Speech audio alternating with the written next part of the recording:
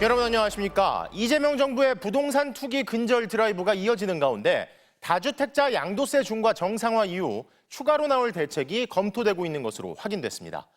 보유기간과 거주기간을 계산해 주택 양도세를 깎아주는 장기보유 특별공제 축소가 추가로 발표될 수 있다고 전해지는데요.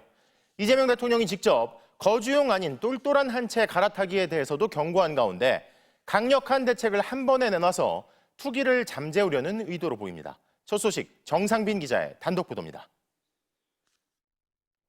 SNS를 통해 연이어 부동산 안정화 의지를 드러내온 이재명 대통령이 오늘은 새벽 1시에 글을 올렸습니다.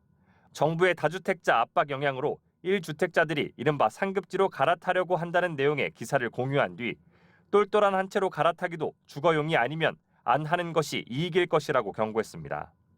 이 대통령은 최근에도 투기용 비거주 1주택도 장기 보유했다고 세금 감면해주는 것은 이상해 보인다고 지적했습니다. 바람직하지도 않은 투기용 부동산을 오래 가지고 있다고 세금을 깎아준다? 그거 좀 이상한 것 같아요.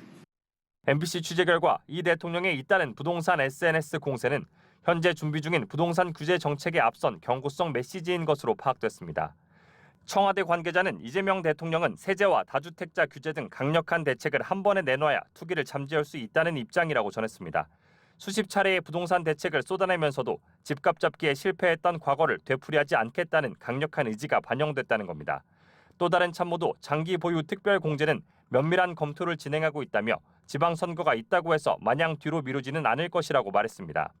사실상 7월 부동산 세제 개편안 발표와 지방선거에 앞서 먼저 장특공 축소 등 일부 규제 정책을 펼칠 가능성을 내비친 겁니다.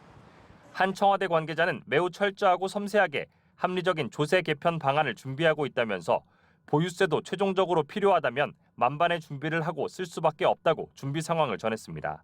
한편 한 참모는 여권 내에서 지선을 앞둔 부동산 드라이브가 부담이 될 수 있지 않겠느냐는 우려도 전달됐지만 대통령이 직접 SNS와 발언을 통해 이를 일축하고 있는 것으로 보인다고 전했습니다.